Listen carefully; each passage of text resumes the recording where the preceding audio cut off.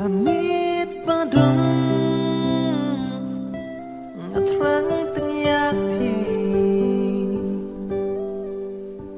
bait hanga pilong kum jeng shai kasmi hatway jing I arangut kinyachmi